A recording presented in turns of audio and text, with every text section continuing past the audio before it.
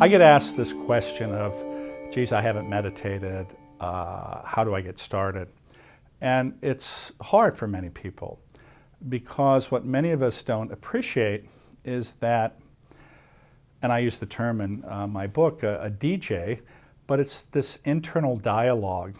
And it is a dialogue that isn't necessarily who you really are at all. It is a collection of events, experiences, commentaries from your environment that oftentimes you allow to define you, and not necessarily in a positive way. And as a result, you have an emotional response when you're listening to these voices or this dialogue or the DJ, if you will.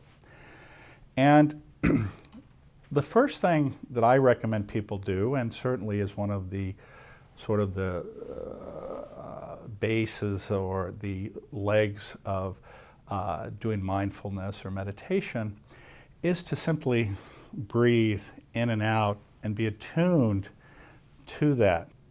And as you get distracted, if it's really distracting, actually consciously think about the air going through your nose and exhaling through your mouth. And the very nature of that type of concentration distracts you from the dialogue. And once you've mastered that and you pay attention to the fact that oftentimes your muscles are very tense because, again, you're carrying your emotions, and with intention, go through actually and say, I'm relaxing the muscles in my feet, my legs, my chest, my abdomen, so forth, and sort of go through this process of, with intention, doing each one of these things. And with that intention, it also distracts you from listening to that voice.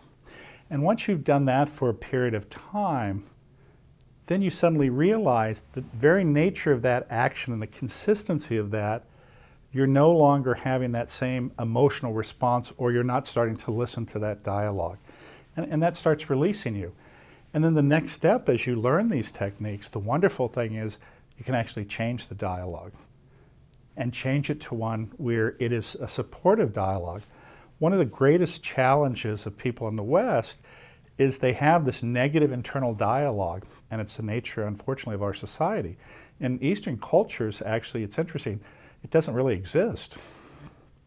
And so when you, if you will, stop the DJ and then change the dialogue to one that is nurturing, supportive of yourself, the most wonderful thing that happens is your physiology changes, and then the manner in which you react or interact with other people becomes completely different.